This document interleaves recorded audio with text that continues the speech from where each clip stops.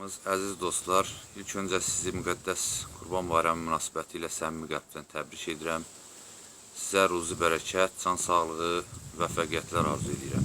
Və Qurban Bayramı haqqında bir neçə tövsiyəmi və iradımı bildirmək istərdim bugün münasibəti ilə. Belə ki, bizim xalqımız uzun illərdir Qurban Bayramını böyük təntənə ilə qeyd edir hər il. Bu, hətta repressiv Sovet dövründə də öz əksini tapmışdı və xalqımız bu ənənəni yaşadıb. Lakin bir çox xurafi inanclar deməli əlavə olunub bizim bu bayramlara. Belə ki, iki böyük müqəddəs bayram var, Ramazan bayramı və Qurban bayramı.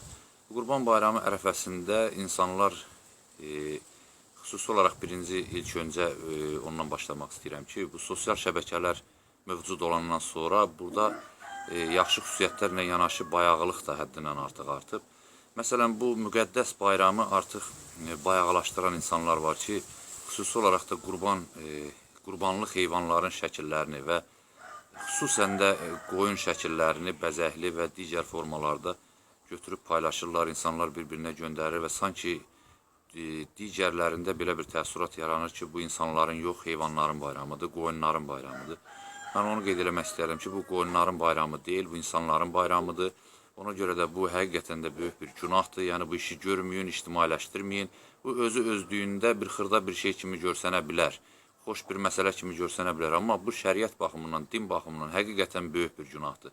Yəni bu bayramı ictimailəşməsini, bunun mahiyyətini, bunun fəlsəfəsini, bunun mənasını ucuzlaşdırıb bir qoyun şəklindən deməli bir tərəziyə qoymaq olmaz. Və xüsusən də yol kənarlarında kəsilib heyvanların içalatının yollara atılması, bizim dinimiz paçlıq, saflıq dinidir və Peyğəmbər də buyurur ki, "Ən-nəzafətü minəl iman", təmizlik imandandır, təmizlik imanın yarısıdır, belə hədislər var.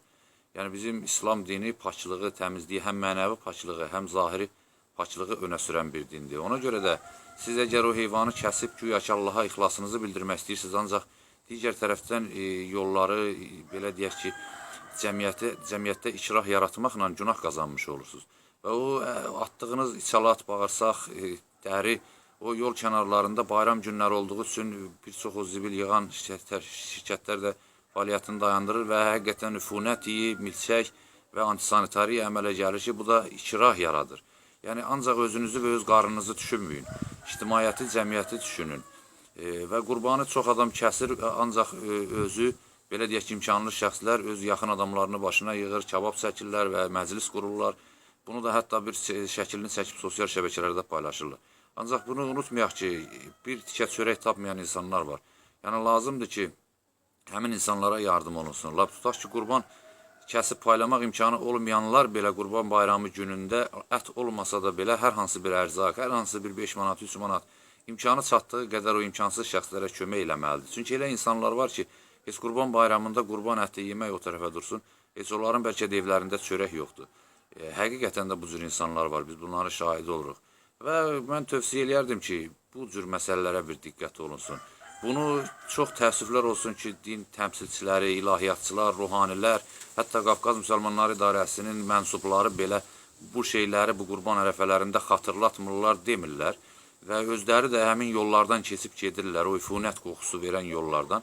Çox zamanda təəssüf olsun ki, elə həmin şəxslərin özləri də o işin təşkilatçılarından, o işin içinə qarışan insanlardan olurlar ki, o heyvanları yolda, izdə kəsib bu cür deməli çirkin işlərə bulaşırlar.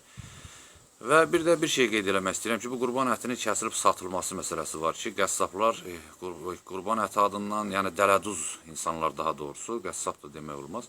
Həmin şəxslər xüsusi olaraq qurbanlıq heyvanların qiymətini həddindən artıq qaldırırlar və bunun da belə deyək ki, bir monopoliya, inhisara çevirən insanlar var, məmurlar var ki, bu qurban ətlərini, qurbanlıq heyvanları gətirib 2 qat bahasına satırlar, su istifadə edirlər. Bu dünyanın heç bir yerində, heç bir müsəlman ölkəsində belə bir şey yoxdur. Bizdə çox təəssüflər olsun ki, böyük günaha yol verərək Qurban bayramı ərəfəsində qiymətləri qaldırırlar. Ümumiyyətlə bu gün çıxın bazara, hər bir şeyin qiyməti qalxıb, ərzaqların da qiyməti bağlanıb, qurbanlıq heyvanların da qiyməti qalxıb. Yəni bu süni şəkildə nəzarət olunmur buna və yaxud da nəzarət eləyənlər də bu işi birbaşa təhrikçiləridir və buradan maddiyyat götürmək istəyən insanlardır.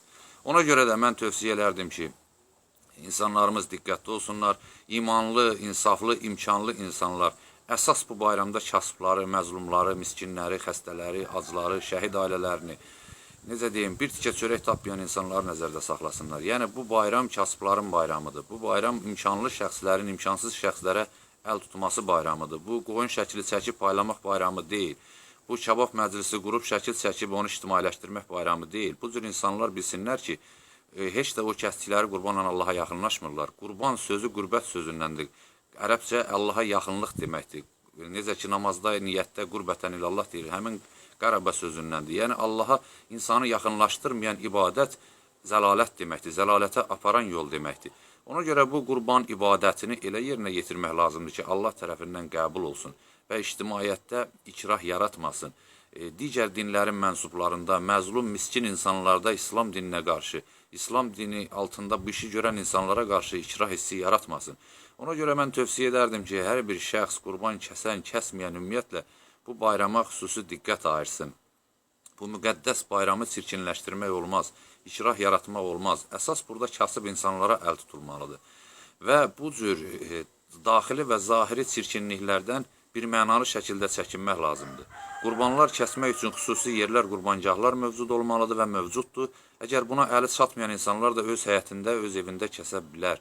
Yəni, bu qoyunun içalatını, başını, nə bilim, müxtəlif əzalarını yol kənarlarına biz şahidi olacağıq. Bax, bu gün də, yenə də, artıq 3 gün, 4 gün bu davam eləyəcək. Hətta zibil qablarına belə atmırlar, yol kənarına, hara gəldi atırlar. Ümumiyyətlə, körpə uşaqların gözünün qarşısında, xəstə insanların gözünün qarşısında, yol kənarlarında heyvan kəsmək vəhşilikdir. Bu, heç Avropa ölkələrində də yoxdur. Yəni, İslam dinini çox insanlar artıq bir vəhşilik kimi qələmə verir. Ki, bunlar heyvanlara qarşı bu cür qəddar davranırlar, deməli, insanlara qarşı da bu cür davranırlar. Yəni, bunu ancaq ət bayramı, qarın doyurmaq bayramına çevirmək lazım deyil. Bunun əsas mahiyyətini önə sürmək lazımdır ki, bu heyvanlar nə üçün kəsilir? Bu, nə üçün kəsilməni çatdırmaq lazımdır ictimaiyyətə?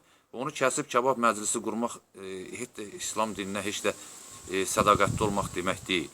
Ona görə də bu məsələlərə bizim vətəndaşlarımız, insanlarımız xüsusi olaraq da dinə inanclı insanlarımızın diqqət ayırmasını tövsiyə edərdim. Bir daha bayramımız mübarək olsun. Allah xalqımızı, vətənimizi yad niyyətlərdən, yad mənfur ünsürlərdən, mənfur qüvvələrin şərindən qorusun, hifz eləsin və ruzi bərəkətini bol eləsin. Bir daha bayramımız mübarək olsun.